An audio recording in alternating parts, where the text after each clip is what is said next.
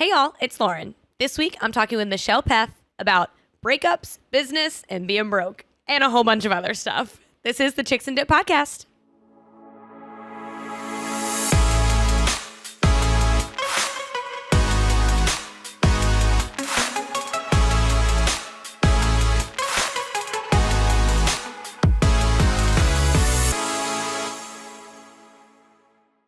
What's up, y'all? It's Lauren back with another episode of the Chicks and Dip Podcast. And you know what? I'm going to tell y'all coming out the gate, I just recorded this entire intro with my mic off. Woo-woo! Yep, I did. So this is the second time around on this. I am sweating and I'm extremely hungry. So we're going to get through this together, baby. We are getting through this intro together.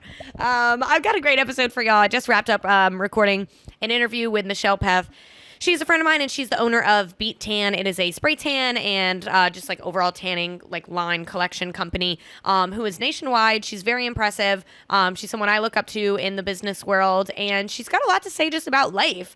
Today, we kind of talked about just her journey as a young mom, becoming a business owner, her kind of, dating life and just life. It was really good. So I hope that y'all enjoyed that interview. I know y'all will. But before we get into that, I have to tell y'all some of the things that I've been thinking about over my chips and dip today. Look, this weekend, the funniest shit happened. So Saturday, it was Georgia Beer Day, whatever. So we had a couple beers. We went to see our friends in the circus. And then afterwards we were like, let's go get one more drink before we go home. And so we went to this bar, Poor Larry's. And inside of Poor Larry's, there was 4 bachelorette parties over here. There's some single looking guys over here. And then at my table, me and my friends, we were playing Connect 4. So this is a lights on kind of bar, a lot of standing and chatting and Connect 4 in games. It's not like a club, right?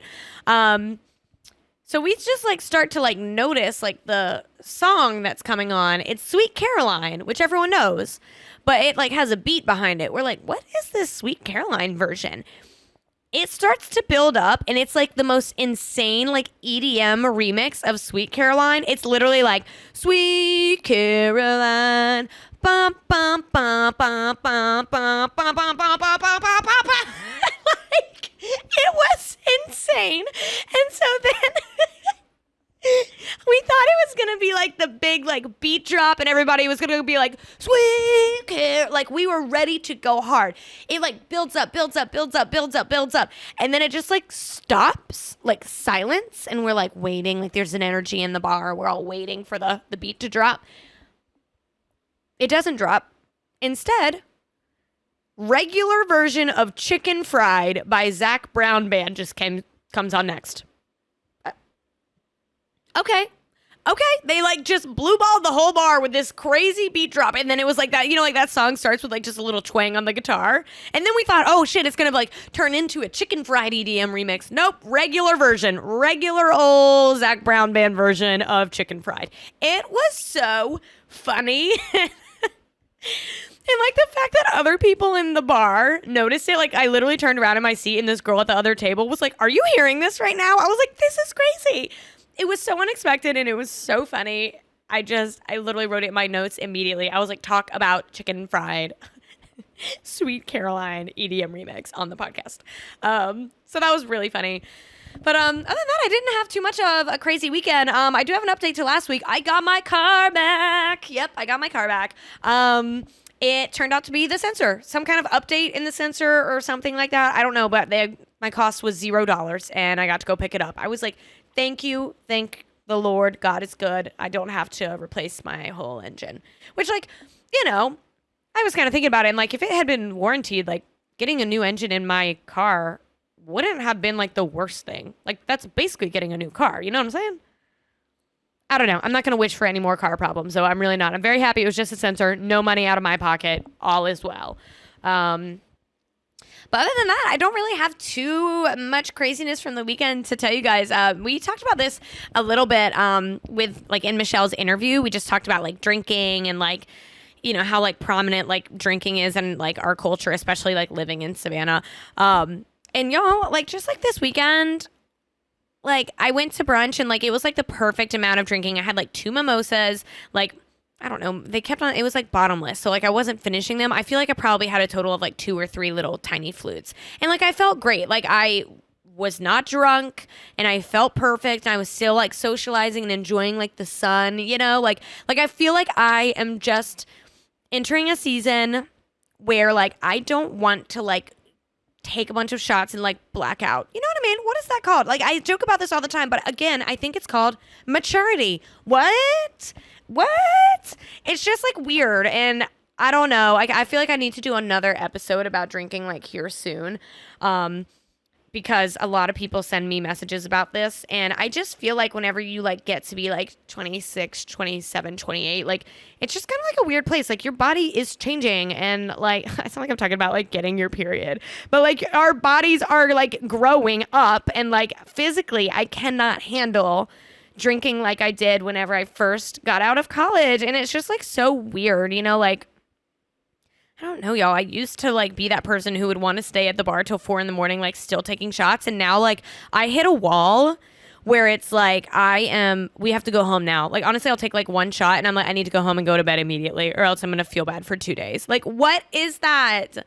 It's so lame, but like I still like love to be a social butterfly. So like, I feel like brunch was like so fun this weekend because like, you know, I have been to brunches where everybody's just like binge drinking and you probably are taking shots with your mimosas. And like, this was not that. It was like very classy and like laid back and chill. And so like, that's what I want more of.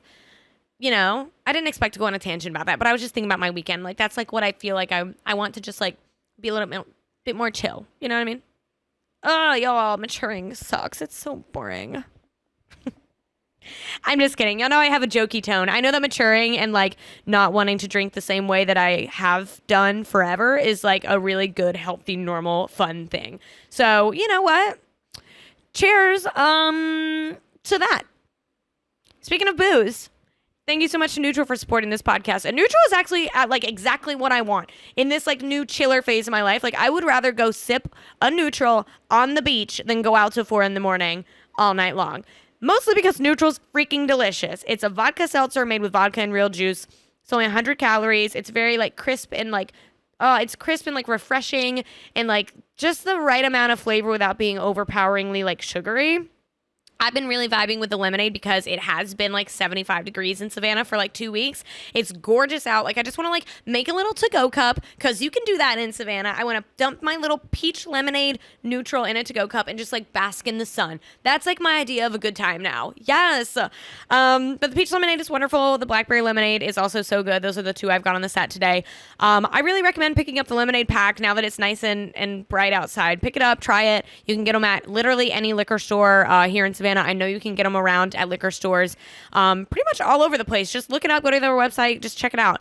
And I love to see, I had a couple of my Mississippi friends recently send me photos of them with Neutral. And I actually had another friend of mine, shout out Colleen, tell me that she tried Neutral for the first time. And she was like, I loved it. Like that makes me so happy because I don't ever want to come on this show and like promote a product that I don't believe in and I don't love. And like Neutral, I drink it all the time. Like it's the best. I love it.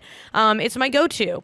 So thank you so much for supporting the show, and y'all check them out. Order a Neutral at the bar next time. And with that, the only housekeeping things that I have for you guys this week, just share the show and keep up with the Instagram. Make sure that you're subscribing to the Patreon. And other than that, I think that's all that I've got for y'all this week. So with that, we can get into it with Michelle. Y'all enjoyed the interview.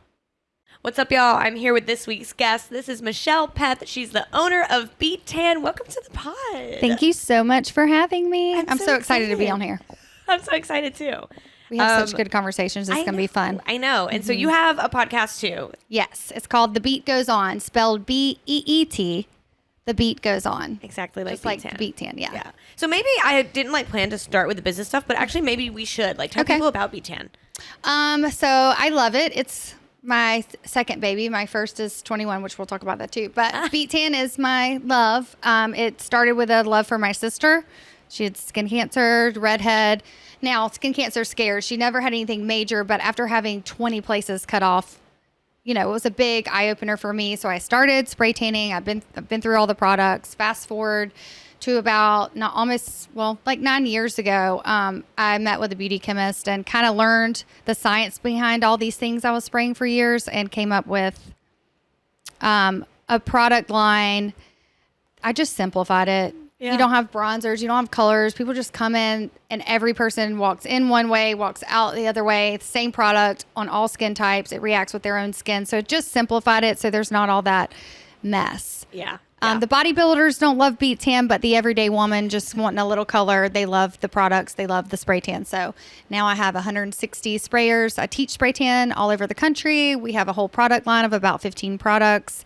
We wholesale. We have over 300 wholesalers just in the Southeast. They're trickling all over the country too now. So it's grown a lot. It's insane. Yeah, it's so weird, like pinch me. Can I tell you, I have never told you this before, but whenever I first moved to Savannah, a bridal shop in Mississippi wanted to do a photo shoot, and they had a photographer that was coming to visit Savannah and this whole thing. So I met up with this photographer to like get dressed, and she was staying at an Airbnb that had Beettan in it. Oh, cool. Yes. And I was like, what is this Beettan? I was like, is it like a spray tan? And like, I looked you up, and that was probably like 2 years before we even met. Oh, wow. Isn't that weird? And I love when little things like that happen because you work so hard as a business owner, and then to like hear things like, who knows how I got in there? Probably me hustling my ass off, but that, who knows? But I love little wins like that. Like they're my favorite part of business. It was really cool. It was like the little one of the lotions or something, and I was like, "This is really cute." Yeah, the lotion was my first product, so most likely that was what it was. That was my first retail product. I love the one, the anti-aging one.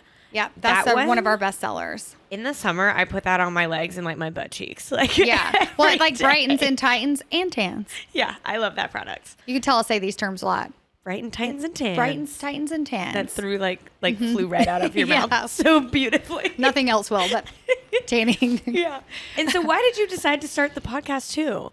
I think because I'm teaching women how to own a spray tan business. At first, it was just about the product and my knowledge of the product. And then as I grew as a business owner, I became just as passionate about teaching women how to own a business because I literally started it from nothing. Yeah.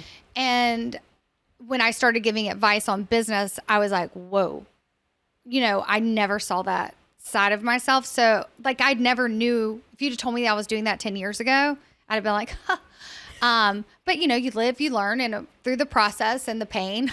Yeah. I have now a company, and I wanted to teach girls how to grow from nothing to something.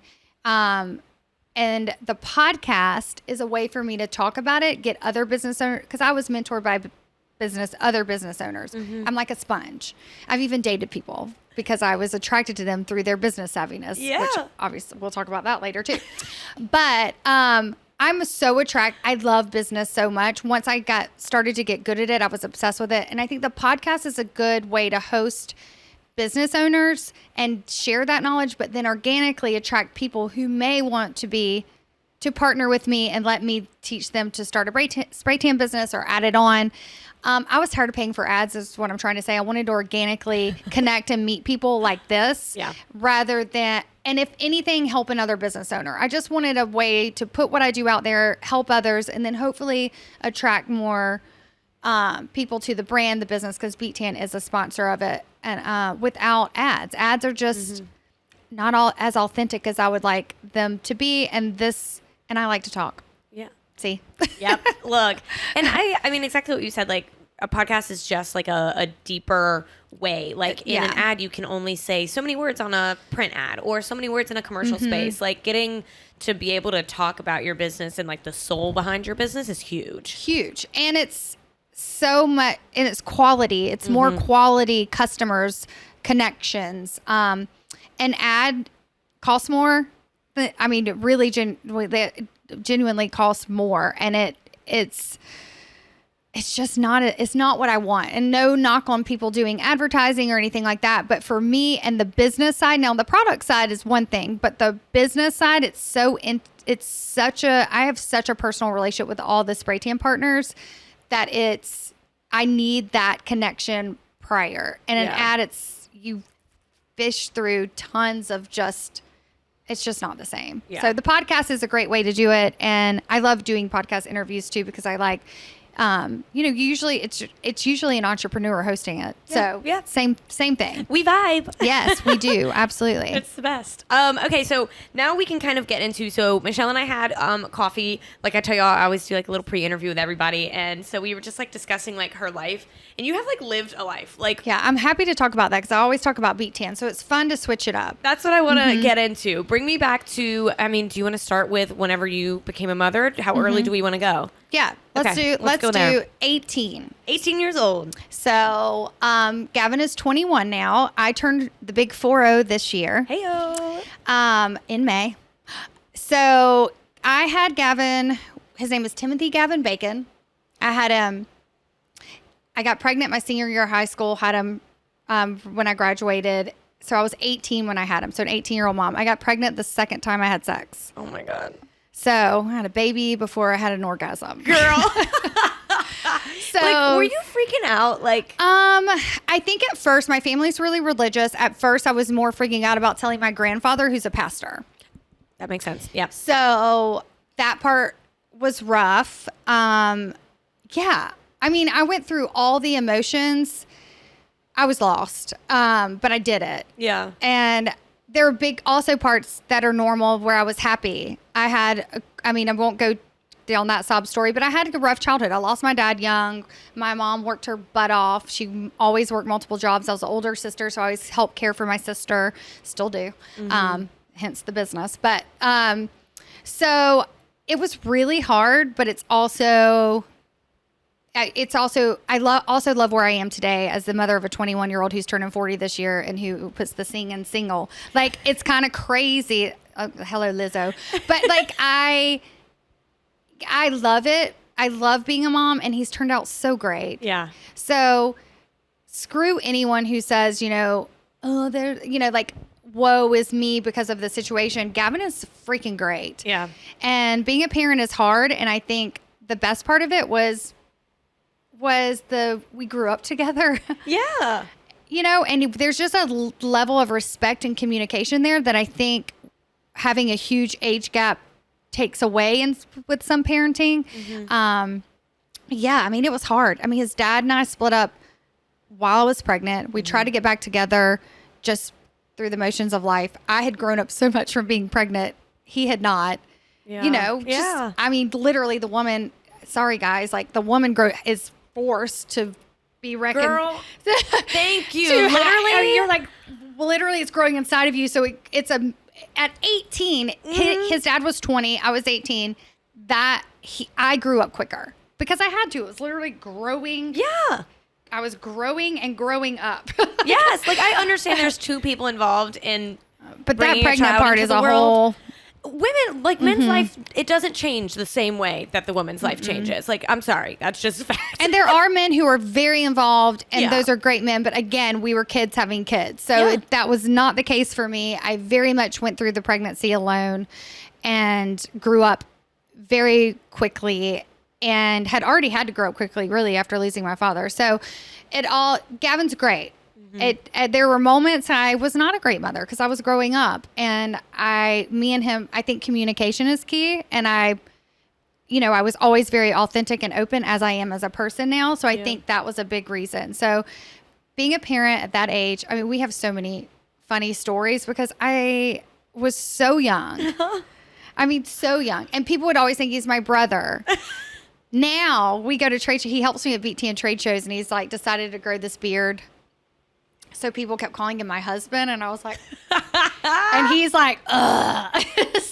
So it's so funny, just how different, now my friends are, all have young children, and there's a part of me that's happy I got it over with, but hell, that shit was so hard at such a young age. Oh my God, I bet. I married too quickly after that, I married a man, I won't say his name, but I still have his last name because I got a free divorce.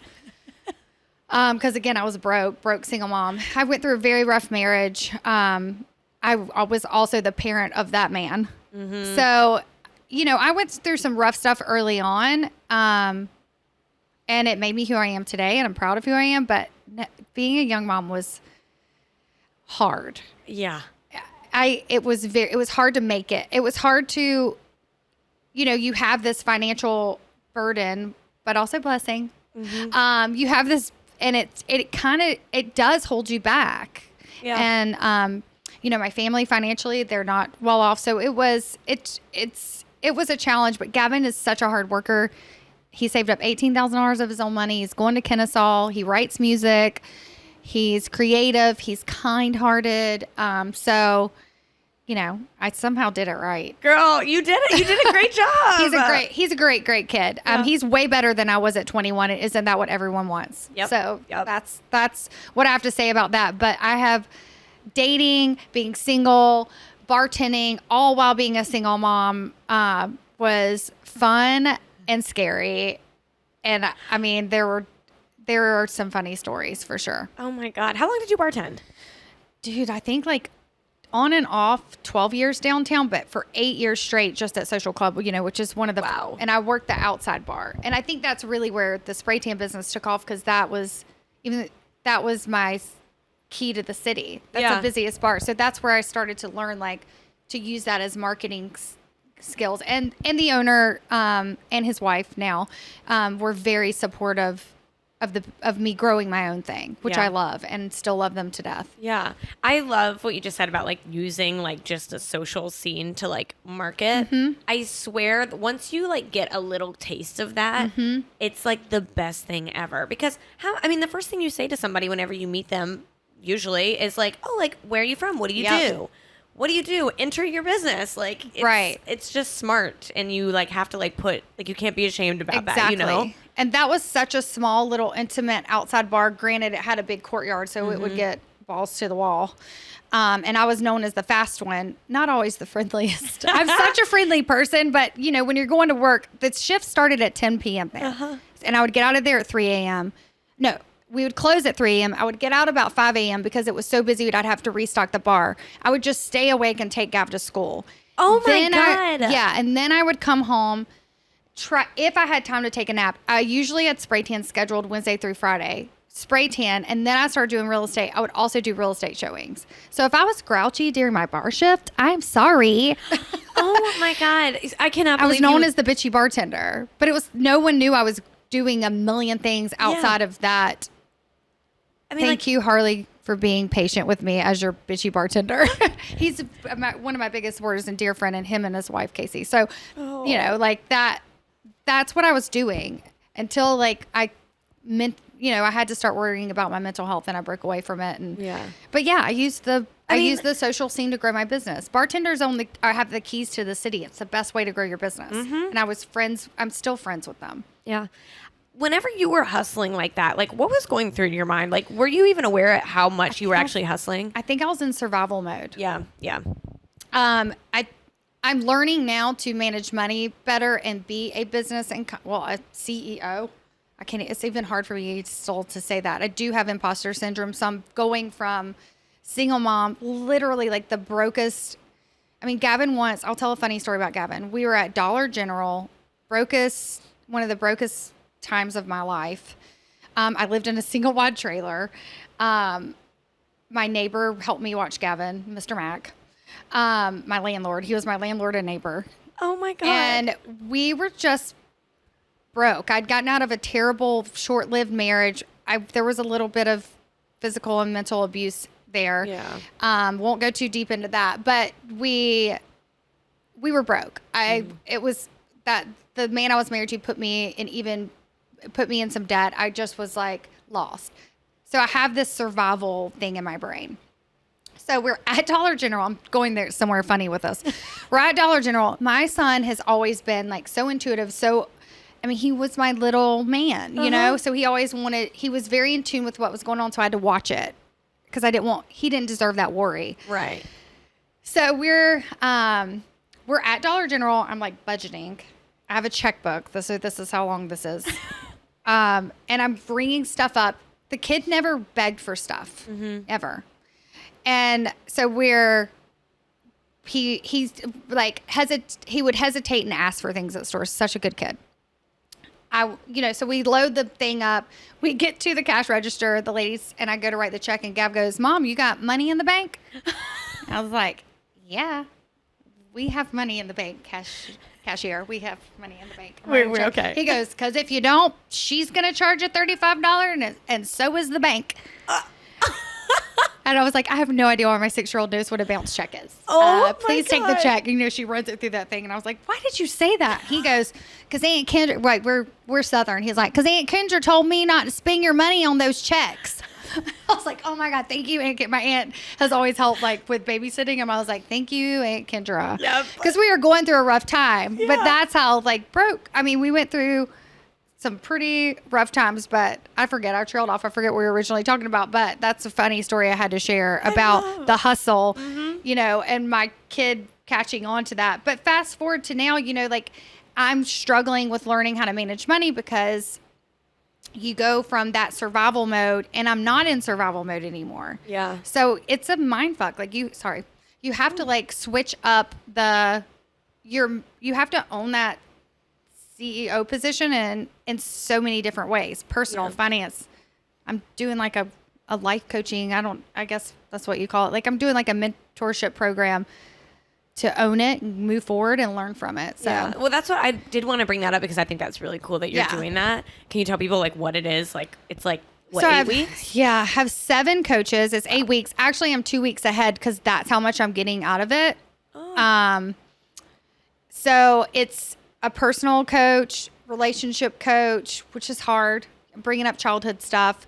So you first go through the personal, then you go through the finance, then you go through the business, then there's a leadership part, which is what is very important to me because I have all these women who now look up to me for business, and I have to stay on my game with that so that I don't want to ever steer any one of them in the wrong direction, or my kid, or anyone I come across with who thinks that I have some kind of advice or something to offer. I want to give it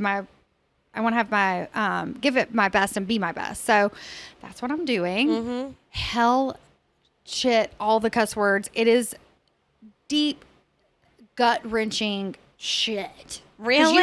You have to go. I didn't realize this till I started doing it. You have to go through the trenches to get to the other side. Yeah. There is no get rich quick scheme. And usually if you read about those, they end up in horror stories. Prison. Yeah, like they end up bad. So like there are trenches that you have to go through to get to the other side. I'm very proud of where I am and where I came from, where I started. Very, very proud of that. But I want to get better. I don't want to be like, I made it. Like I want to think big, not small, and I want to be a good mentor. So that's why I'm doing the program. I'm not there yet, but I'll be there. Yes. So that's why I'm doing that. That's amazing. Yeah. I mean, this episode is coming off of the life coach episode that we dropped last week at the time. And just, I don't know, I talked a little bit about like my pride, you know, but like I love the thought of like just seeking help. And in a business sense, I'm very good about that. Like I know what I don't know whenever it comes to the business stuff. Smart. But like relationship things and things like that can be hard. You have to be vulnerable. Yeah, that's really hard. I'm learning to be vulnerable, more vulnerable. But I have always been an open book, but now I'm just trying to be that way because because of social media. I think this comes from having a 21-year-old child. But I think social media makes you feel like everyone has it together, and it can be depressing. And there are people who get stuck on there for hours. I have friends that do it. I've been guilty of it. I've watched my child do it. My child deleted his account after us having I believe in therapy. Yeah. Now I know that it doesn't fix you, but it's holding yourself accountable and having someone to talk to that is not biased. They're an outsider. They're not involved in your life, like personally, to just bounce things off of. Totally. Like you have it. You have you don't need them, but that conversation with an unbiased person that holds you accountable makes a difference. Oh yeah. So I think like that, you know, it's so important to do that. And I don't think I'll ever not do that. Yeah. I mean, even just hearing something that you've known in your gut and in the back of your mind, hearing someone say it out loud, to me sometimes is all I need to like make a little change in my life. Yeah. You know, I'm like, damn, okay, you just called it out. Vulnerability is sexy. It is. It is. Okay, so speaking of dating, like, what's your dating life look like?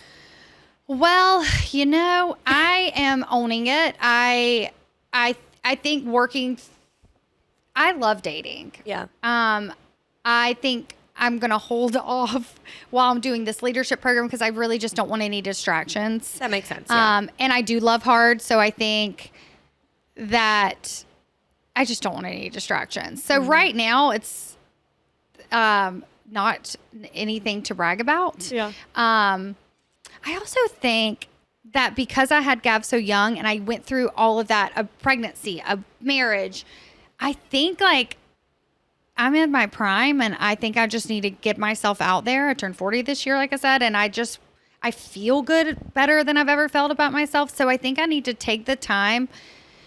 And I guess like sometimes, and I don't know if there's a woman out there that can hear me, but you think you need a relationship, but you don't need someone else to define you. I love relationships where they are a team, they're a duo, and they're conquering the world together. That's what I want. When someone walks in, you better be ready because I want to be a good person and give back and change the world. I want like a Harry and Meghan do some good shit relationship. Right. That's what I want. But I'll make a lot. So here's my dating life. I go out, I sit down, I know right away, and I'm like, be my friend. Be my friend. Like, that's kind of where I am. I have some like physical needs sometimes, and I, will have that person, but I have I just don't know that I'm there yet for long term, but I just feel like I'll know when it's that person. Yeah. I'm not going to settle. Yeah. Oh, good. And I didn't realize that that's where I was until therapy told me. Because I was feeling bad, like something was wrong, but nothing is wrong. It's just, I don't have that. I'm not like some of my friends where I got married, had kids. I didn't do it that way. And that's okay. And it's okay for anyone to do it whatever way. I have a friend who doesn't think she doesn't really like relationships. She doesn't really want to go there. Yeah. She owns a business. She likes her life. She doesn't want kids. She has a cat. I mean, she's no cat lady, but she's wonderful, but she just doesn't really have that desire. Yeah. And it's not her being like a badass or a hard ass. She just doesn't, it's just her. Yeah. I feel like the older I get, the more I'm meeting people who are like that. Like I remember like the first year out of college, I made friends with someone who was like in their 50s, and I'm like, oh, are you like married? And she's like, no. And I'm like, have you ever been? And she's like, no. And like, I don't even date. Like and that was like the first encounter that I've had like with someone that was like close to me that was truly not interested in like the long-term goal of like marriage. And I think that is really impressive for someone to know that. Not saying that if I didn't meet someone, I would love, but I'm telling you, like, I want a hunk of burning love. Like I want it. And if it's that fire isn't there, then we can be friends. Yeah. But I've gone through a lot. I'm a lot, and I mean that in a good way. You are the best version of a lot. Like you're fun. You know? Like, so I need someone to be able to keep up. Yeah. And I don't need anyone, but I want someone that can keep up and we can make a change. They're not intimidated by my independence, but we can also do great things together. Yeah. So dating is fun. But I'm focused on me, my business, and my kid. And because I'm teaching adulting is a whole new level of parenting. Oh my God. I'm not sure I've figured out adulting yet, but teaching it at that, it's brought on this whole new thing for me. Yeah. And I just think that it's going to take the right person for me to settle down with, but I love me some people and I will hang out and whatever. Yeah. But people like underestimate the power of friendship, like fulfilling you, I think, like really meaningful friendships with all kinds of people, or even just a few people that can, I think, be equally as fulfilling as a relationship. That's how I lived most of my life. Like, yeah, I think, and I'm not an app dater. I've tried it. Ugh. But I'll tell you why. Like I've been in a circle of friends who are single. And I love that I have single friends that I can like bounce things off of. Yeah. And they've both are communicating with the same person or know someone like through the dating app. It's a small pool. Yeah. So that part, I'm just like, I just don't want anything to do with it. I don't have anything negative to say about dating because I think it has a bad stamp. Like it really does. People be like, dating in Savannah sucks. I wish people would stop saying that because I don't think it's true. Yeah. I think that just because a person isn't right doesn't mean they're bad. Right. There's right. nothing wrong with them. Like, everyone's in different stages of life. Respect them. And if we all respect each other, this whole thing would be a lot freaking easier. Yeah. I hear that complaint a lot from my friends, whether it's in There's Savannah no one or in period. Savannah. Like, yeah, dating sucks, And I don't know if I've just had decent luck. I've been on plenty of bad dates. I did a whole episode about it. But like dating is so fun. It's like an experiment. Like we're either going to really mesh or we're not. And like it's not going to be that crazy. My favorite, one of my coaches says, be a love scientist. Like, collect data. Just like we would with our business. Like, it's your life that you're sharing with someone. So maybe they might make it in the friend route, but it's collect the data and know if it's right. Forcing things too. I've had friends that have forced things, that me included. When Gavin left for college, I was like, I that's why the business grew. Cause I was like so used to taking care of things. But the first time he left for college, he went to Georgia State before he went to Kennesaw. He came home and then went to Kennesaw. But first time he left, I had empty nest syndrome big time because I had him young and I helped take care of, I was a bigger sister prior to that. So I'd always taken care of things. Yeah. People, things. So the business grew, I truly think, because when he left. But I also had this need to so I went through 2 relationships where I was like forcing. Yeah. And one of them, we were not still friends. That's a whole nother podcast. And then the second one, we're still friends. And it was the greatest breakup ever because it was a friendly, we care about each other breakup. It's just not there. Right. But it's okay. And this is something new I learned. I wanted to be mad, during breakup. We wanted it to be a bad thing, but it actually was good. So I guess I'm growing up. I mean, I don't know. Yeah, no. And breakups, luckily no one has ever broken up with me and shattered my heart in that way yet. But I've learned that whenever they're really not doing anything wrong, but you're just holding on to something that long term is not going to be it. Right. Those hurt way worse than if they would cheat on you or something. Exactly. It's you're not a bad guy. Yeah, I think when and our breakup was the last breakup I had was pretty mutual, which was really hard because it was so hard, but we're still friends. But I think as I was holding on to an idea that wasn't there. Yeah, yeah. And he had his own issues with past stuff. So both of us were big enough to say we're not there yet. Yeah. And it might not be the perfect match because we're both not there. Yeah. So I think that it's without being they're no good men, without putting down but don't put down a whole city. Not everyone can suck that bad. Stop putting that juju. I believe things that you say out loud happen. Stop putting that juju in our city with dating. Right. Savannah's growing and thriving and it's beautiful and wonderful and has all this history. We have some wonderful single women, and I am a proud, successful single woman in this town. And I know a lot of women just like me. I love being single. Yeah. That's why I like that Lizzo song. Hello. And Savannah's growing like crazy too. I also think that people are Savannah's so small. I'm Stop going to the same bar every day. Hello? Maybe you'll meet somebody new. There's a whole city. Hey, I'm talking to myself, people. I'm not specifically talking to anyone. I'm just saying, I was man, I see the same damn people every day. No wonder. Yep. Sometimes I'll be I need a break. And I think I need a break from Savannah. And Which then I is what I'm realize doing, I yeah. have gone to the same neighborhoods within walking distance of my house. Because it's easy. For 2 weeks. And it's fun. Because Savannah's...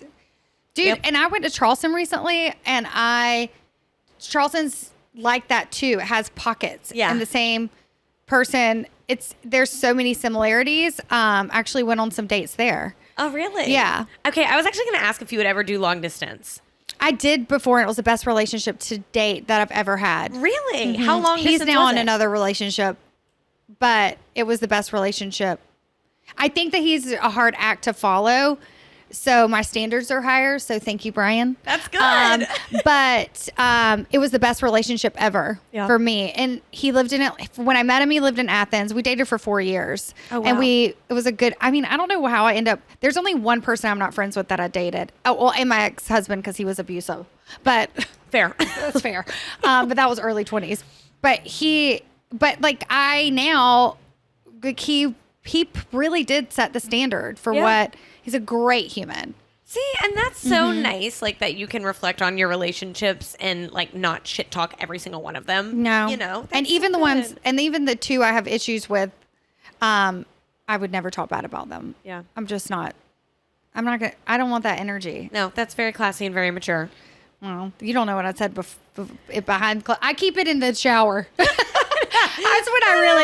That's when I talk to myself. It's probably weird, but that is what I do. Look, I always say like you're entitled to like your private thoughts and you're Yeah. entitled to like a conversation with your mom every now and again where you're just Yeah. like losing your mind. Yes. Like everyone needs someone. You got to let it go, but I would never publicly do that to anyone because I would never want that done to me because nobody's perfect. Exactly. Yeah. I could see you like being in like a long distance relationship like across the country. I don't know why. Like I could just see you like taking I a could flight. make it, yeah. And Ooh. I could totally. I mean, that was just 4 hours, but hey, let's make it 40. Oh my Just- God. like, where I would could that see even be? it. I don't know. What is there a 40-hour flight? I feel like you So, would circle the I would globe. never get on it. You just end up back in Savannah after a 2-day I just flight. took it to the extreme.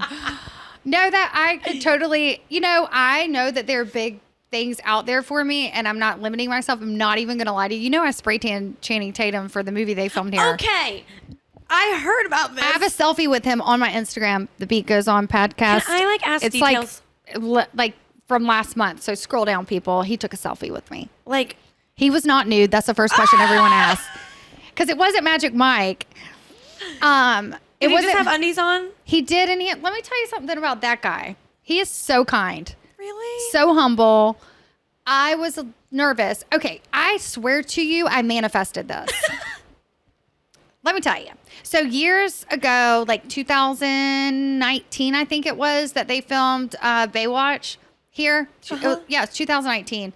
I spray tanned Zac Efron for Baywatch and Alexandria Daddario. She was, to be honest with you, I was more intimidated by her. She's the most beautiful woman I've ever seen in my life. Oh my God. And I'm straight as an arrow. I did try being a lesbian once till it was my turn. That's a Chelsea Handler quote. But I'm straight. I know that like in my 20s, some people that have known me forever in Savannah knows I dated a girl named Leah. I was just trying it out because my best friend's a lesbian. I was around them all and they all shared clothes and I was like, I want to try this. And then I was like, I don't want to try this. And then when it got to like the sexual part, I was like, no, don't know why, but that's not for me. I know I have one, but I don't want to touch hers. I bet you said, but we can be friends.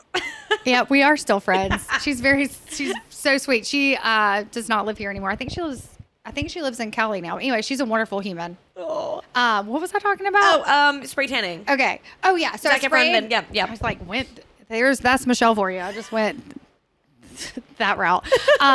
So I actually got connected through my ex-boyfriend Brian, my favorite boyfriend in the world. Uh-huh. I got connected through his mother. His mom she was in the union for makeup, and they're from nice. Miami. Okay. So Baywatch was filming in Miami first. Andy, it's Brian's mom's name, the makeup artist. She referred them to me, Zac Efron. And I got a call one day. I was sitting there at Mamie Ruth and Emla's Jewelry, spray tanning there. I think I was like training somebody. And they were like, and I was like, hello.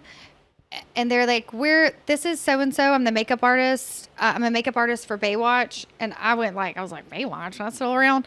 She was like, it's a movie we're filming. And then I was like, oh, I think Brian's mom's working on that.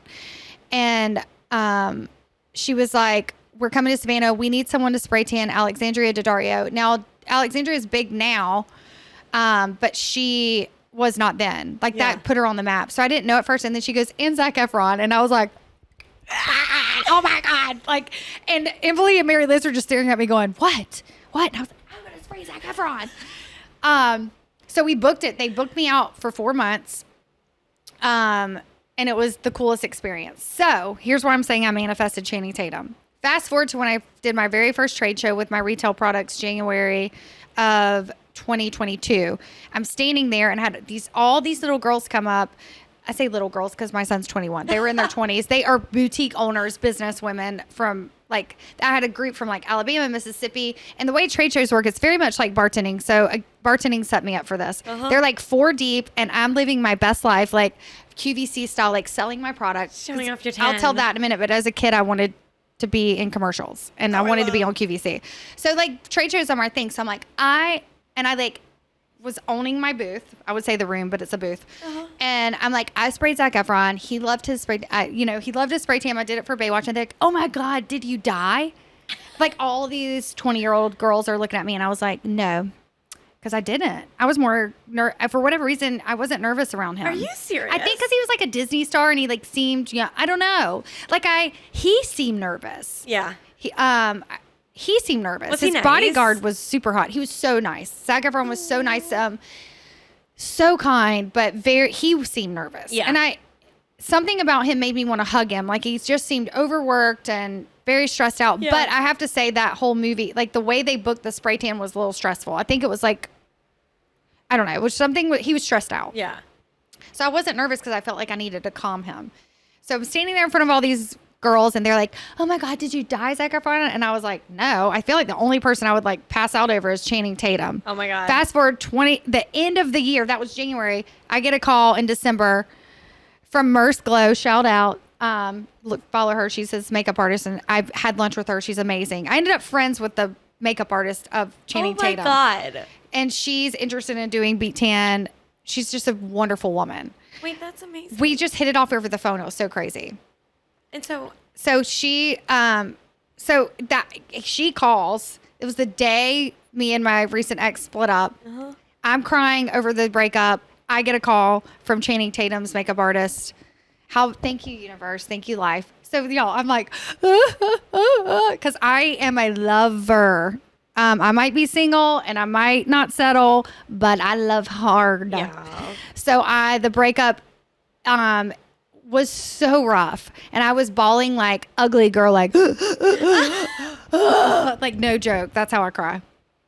And she gets a call, and it's like, or she calls me. I get the call from her, and she's like, "May I speak to the owner of the business?" And I'm like, "Oh, great, a salesperson." So I'm like, "This is her. What can I help you with?" What's up? That's how, because I'm crying. Yeah. And she goes, "Hi, I reached out to your Atlanta girl. I have a Lily Glass is sprays. She's from Savannah. She sprays in Atlanta. She did so well on Google from our training. Channing Tatum's makeup artist found my girl in Atlanta. They didn't find Michelle Peth in Savannah. My God. So that's the cool part. She calls Lily and says, would you be willing to travel to Savannah to spray tan as well? Because they're also filming this Channing Tatum movie in Atlanta. And Lily goes, actually, the owner of the company lives in Savannah. You probably want to get sprayed by her. She taught me. So Shout out Lily for doing that. First of all, Lily's the best. Lily's so impressive. So she's young and built the business from the training. She's amazing. So Merce calls me, and I am having the roughest day ever. And then she's like, well, we spoke to your Atlanta girl, and anyway, we need someone to spray. She's like, and then I looked you up and see you have people all over the country, so I want to get with you about future. That's how me and her connected. hello. And then I was like, and then she said Channing Tatum. So I went from like, it was the most roller coaster of 10 minutes of my life. I went from crying over the breakup to just overjoyed with being able to see Channing Tatum or meet him. So, and it's funny because no one can say his name right. Channing People Tatum? have like ripped that thing apart. What's his name? It's Channing Tatum, but people will say Tanning. People mess it up. But I like to say Channing Tatum. It's like Tatum. I tried so hard to get him to promote, but he's got people. Totally. He got to get paid. Cameron called him Chatham Tatum one time, and it stuck with me. I'm like, Chatham County is where we live. No one could say his name. Like they would be like, she's spraying. I can't even like butcher it the way everyone did. I'm like, his name's Channing Tatum. Period. He's so hot. He's so hot and he's so kind. Oh I was my nervous. God. Oh, so I was trying to manifest. So from the breakup, I was like, this is the universe bringing me my new boyfriend. My new man. I seriously did. I drove all the way to Atlanta one time. Do you remember, like recently in January, there was a tornado warning there. Yeah. It was yeah. that weird, because then it hit us. I can't remember if it hit them first or us first, but it hit there, and I didn't care. I drove. I was like, I'm spraying Channing Tatum. So because Lily couldn't do it, so they left Savannah, went to Atlanta. I was done tanning him, and in Atlanta, you get to spray him at his house. He has a house an hour outside of Atlanta. Stop. I'm not going to tell anybody where, Stop. but and at 10 at night. So I'm driving from Spain, and like, I am doing this. I am so excited. 10 at He night canceled. going. No, why? Because everyone's flight, the film that they were filming it because of those storm. Damn. And then he bought the moose because they were booking us so late. He felt bad because he is really, really kind. Right. He bought the tanning mousse and started using the tanning mousse.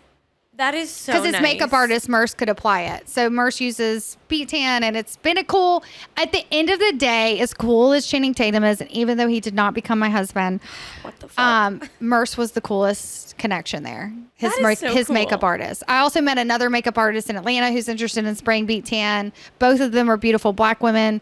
So it just is making the business grow in a whole different way. They Totally. enjoy the product, promote the product. So the connection there, you would think would have been this beautiful, sexy actor that I tried. I even wrote it in my journal that I wrote in my journal, I will make out with Channing Tatum. So I was like, I've manifested all this other stuff. Like, Let's see. the universe did not have that in mind for me. No. He's with Zoe Kravitz, who's beautiful, wonderful. So, like, she's beautiful. Gorgeous. But man, Yeah. that would have been so insane. Yeah. Like, can you imagine, like, if that had worked out and somebody's like, how did y'all meet? You're like, I gave him a spray tan. And it was history from there. And he's so kind. I cannot believe that you were driving to his house at 10 at night. Through a tornado. That's amazing. I'm crazy. I would drive through a tornado for Channing Tatum Right? for sure. That's when I manifested it because I was like, this is so romantic. Like, oh my God, you're going to come in from the rain, like, with your wet hair. Oh, here's the Channing. thing. I Googled if him and Zoe Kravitz were still together. I mean, I like went far with this. I Googled if they were still together. Trying to be respectful. I And respect that. There were two like publications that said they were not true. I actually, when I did go back and spray him again, I was spraying him for a trip on her dad's private island in the Bahamas. Damn. So screw those publications. They gave me false hope and they're screwing up their shit. Like, what the hell? They gave me false hope. They gave me false hope. But it's funny to me now. It was funny to me then. I'm not that psychotic. Right, Like, you weren't, like, it was a silly moment where I was like having fun, with like the moment that was happening, but I damn sure wrote it. And I will forever go back into that journal and be like, that is so funny. I wrote that. That's amazing. So it was kind of me making fun of myself, but a little part of me was like, baby. Yes, I wanted to talk about this. At coffee, you told me that you went on like your first like true sober, like not even one cocktail date recently. What was that like? Yeah, so I'm sober right now while I'm going through the leadership program. I think, well, first of all, the reason I'm sober is not because of a program like AA. Nothing Right. against that. Like, everyone who has a problem or a bad relationship with alcohol, I just have had it's been such a social thing for me because of me working in the bar industry. I'm just challenging myself. So it's more like health, but also clarity and really just a challenge. So I didn't realize, first of all, the date kind of fell in my lap. I wasn't really trying to date. The date fell in my lap, connected through Charleston, went on a sober date. I'd never have done that. And I didn't crazy realize to I think had about? never had done that. Yeah. I think that's like was the normal for me to go on a date. And while I'm at the date, I was like, wow, I've never like been on a sober first date. And then that's something he and I talked about. And it was great. It was a great experience. I mean, granted, there was no like connection there with the guy, like on that level. But it was weird. That is just something weird to think about. And I wanted to talk about this because, I mean, I mentioned to you, but like alcohol right now, I literally got off the phone with one of my friends yesterday. We all went out on Saturday, and one of my friends called me the next day, and it's like, my anxiety is just through the roof today. And like, I think that me and my friends are getting to this age where like, I cannot keep like binge drinking the way that I did when I was 21. It's like starting to freak me out. Yeah. Like, I don't like the way that I am anymore like that. And so I think that a lot of the listeners will relate to like, holy shit, I've never gone on a date and not had cocktails with the person. I didn't realize it till I was in the motion of the date. And I was like, why is this so... And he is a great dude. And I was like collecting the data, which is so silly to say, but I swear one of my coaches said that, and I was like, I like that. But I didn't, and I will do it again. I think I should do it more as I'm dating, but also I kind of like the inhibitions being gone. Like, I'm gonna have a drink again. Yeah. I just want to get through this challenge. Yeah. I put a lot on my plate. this season of the year.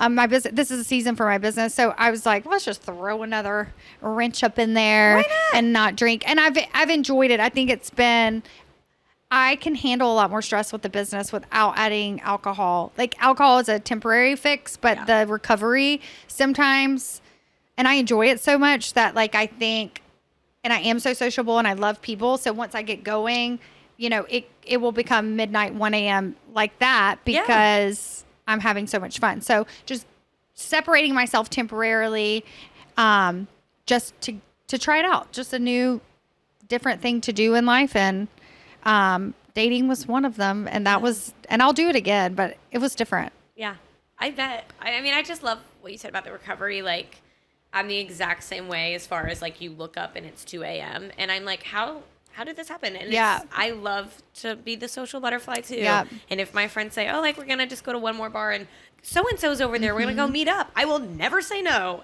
ever. Same. And all my friends are so much fun. That's just what happens. And they're great friends. Like they'll be my friend. And if they aren't, then they weren't my friend. Exactly. But I have not had a negative situation from my friends at all. They're all like supportive. I went to a concert and didn't drink, and I realized I hadn't done that ever. I'm not going to say anything, but I did not enjoy it. It was not my style of music, but I enjoyed the people I was with on a different level. A whole different, way of enjoying myself, which is, it sounds so silly, but I had so much fun just because I didn't enjoy the concert. But I probably may have enjoyed it and not cared if I had been drunk, but I had fun. And I don't want to shit on alcohol. Like, no, I'm going to do it again. Yeah, I love to drink. I appreciate alcohol. I love it. But like, I do think that it's just important for me to like have scale it back a little bit and have some moments where like, you know, I would love to go to a concert and not drink. I used to do that all the time before I went to college, you know? So why would I not try it? Exactly. We went to a couple weeks ago, we went to a hockey game. And like, I mean, a hockey game is like the perfect environment for a big old beer and a popcorn. Yep. And we didn't drink it all at the hockey game. And we had just as much fun. Yes. And we saved like $40. Yeah, if it's needed to have fun, then you might want to think about it. I mean, I'm no therapist or life coach, but I just, if it's necessary for socializing, I challenge you to figure out how to do it otherwise. Yeah. And you know, I have found that I'm having just as much fun. So do you physically spending less money, and I physically feel so much. Really? I'm in the best shape of my life because I'm doing the Dance with the Stars thing too. Yeah. Okay. What a good transition. Tell people about that. This is like the best thing ever. Like I just said, have put a lot on my plate. Like I'm crazy. Beettan is busy as hell in spring. Like spring is our season. I have the podcast. I am not drinking. I'm doing this thing.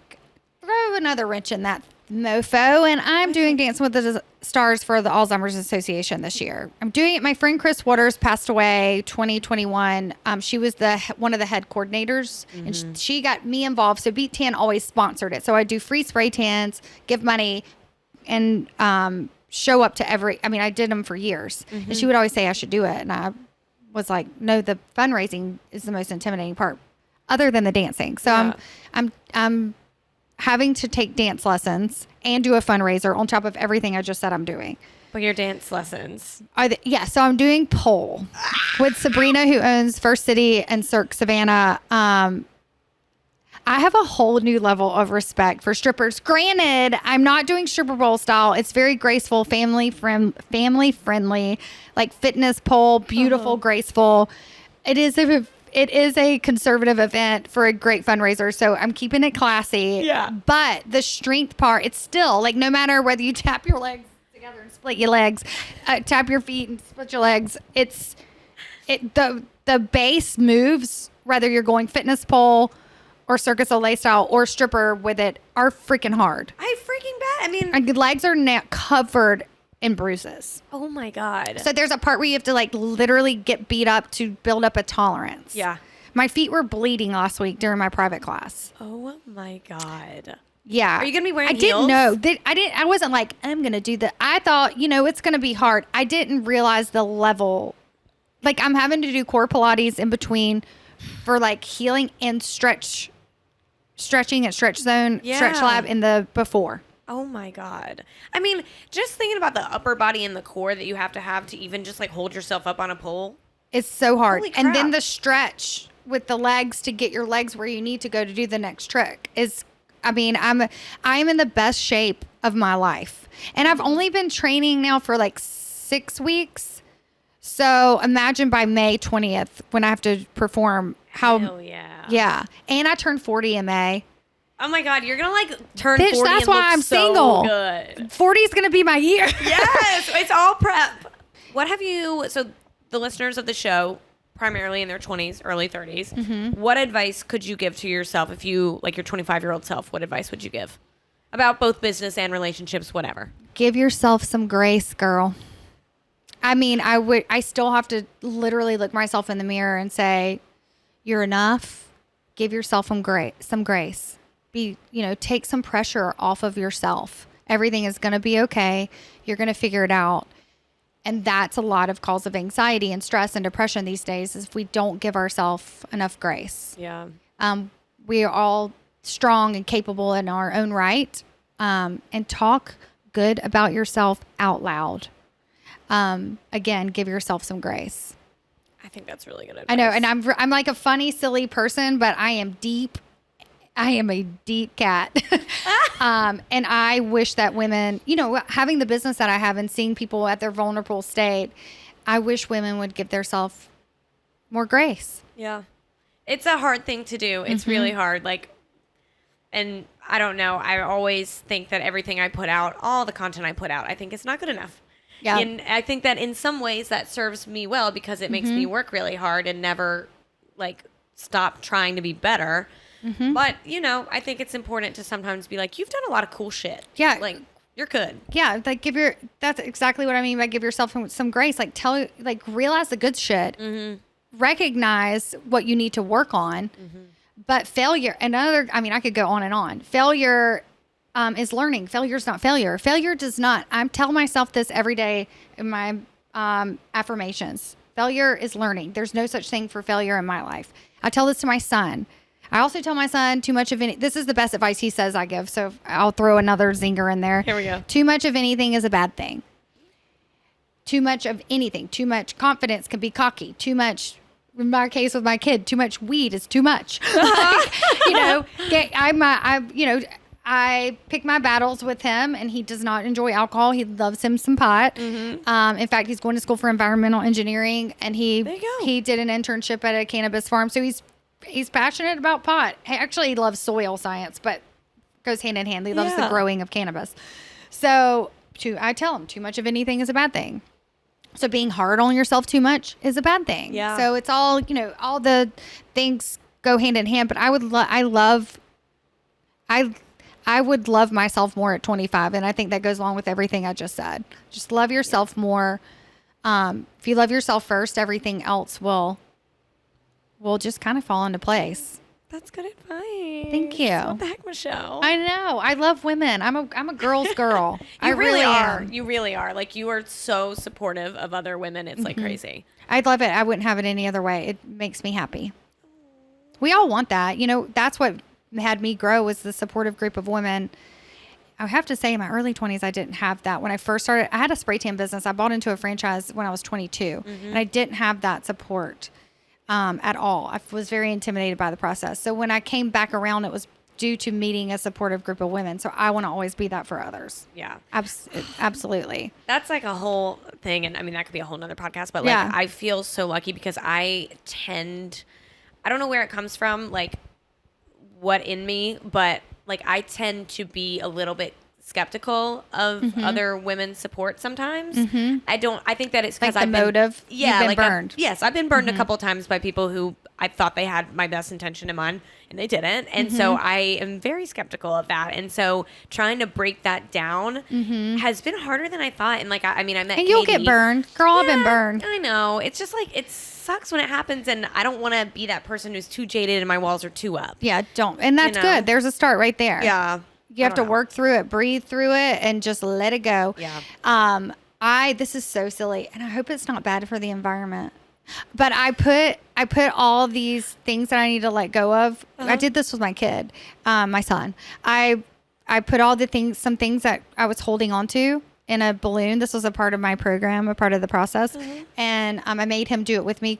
And we put these things that hold us back, like people that have jaded us, things that hurt us, childhood stuff, current stuff, like all the things in a balloon, and we put it away. Oh my God. Did you cry? Like, I feel like I would do that and cry. He did. I stayed the strong mom. Yeah. And one thing I'll talk about, he's I don't know where that hillbilly just came out of me. He has he writes music. He's a poet. He's very poetic. I can't write a text, or type a text. I'm terrible. But so he did not get this from me or his dad really, but, he used to be a poet as a kid. Now he's a rapper, and he's on Spotify. It's called Stony Tark. Okay. Oh, that's amazing. So his stuff is very, as I've grown closer with him and have a friendship with my kid, with boundaries. Yeah. He's very positive with it. So it's kind of cool, like, to see some of the stuff I've said to him come out in his music. Yeah, his stuff is really cool and positive. But I think that thing that we did, he wrote a song right after. That's amazing. And then a good term paper that he got 100 on in college, and the professor gave him a shout out for it. I love it. So those little things that you do in life like that, like letting it go, I don't know if it does something subconscious or whatever, but it really did. It's still there. It's always going to burn a little, but it'll, it's like the idea is like it's in the balloon. You see it right there, and then you just watch it. It slowly disappears, which is kind of what it does. And you picture that moment or that hurt or that pain, and think about how you're going to feel a week from there, then a month, and then a year, and then 5 years, and then think about something that upset you 5 years ago now doesn't burn you don't at even all. think about it. So that's kind of like the process of that balloon exercise that I want my son to see, because he is just as emotional as me. Yeah. So I think that's really a little bit cool. of advice. I think that's also good advice, just to remember, like, please hang in there, because a year from now you won't think about this every day. 5 years from now you won't think about it but once a year. Like, yeah, like whatever's hurting you or on your mind a lot, because things that hurt or that are hard or whatever are for a reason. You're going to get through it, but I write down, like, how is this going to affect me in a week? How is this going to affect me in a month? How is this going to affect me 6 months, a year? You actually write it down? I write it down. And then if this is a new thing I'm doing. Then if you go back, you're going to be like, damn. And then if you're going through that moment, you're like, oh, I remember I got through that. That's like when I lived in a single wide and was worried about my 6-year-old was worried about writing checks. We got through Look at me now. Yep. I ain't even got a checkbook.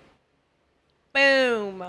So I don't know, like that, that was such a hard time then, but now look, so it goes away. Yeah. Stop giving it energy. Yeah. Put it in a balloon.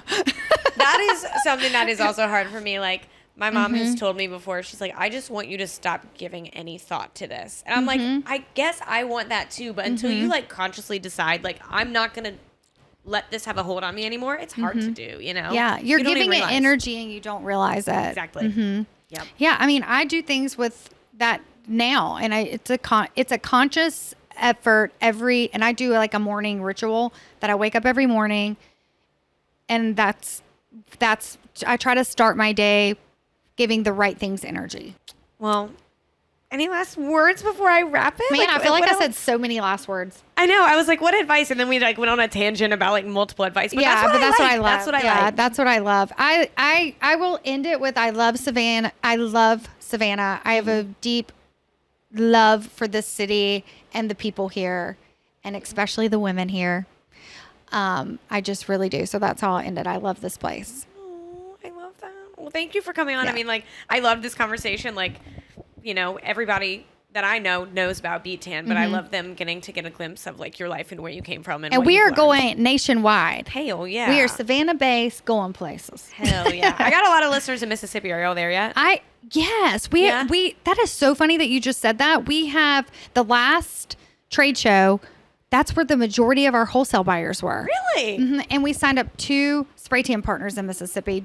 All you have to do is go to the Beettan page and put in spray tan locations and put in wherever in Mississippi. If you're not, you can be. But yeah, we have taught spray tan. We had one woman bring it on into her boutique, and then another woman who came with her friend to help shop for her boutique and signed up because she wanted a business that was her own, and the overhead's so low. I love that. And she's so excited about it. So you can go in and that's my favorite part of the spray tan part. Oh my God. Okay. Well, look, all my Mississippi listeners out there. Yeah. Look I it love up. me some Mississippi. Yeah, girl. Yeah.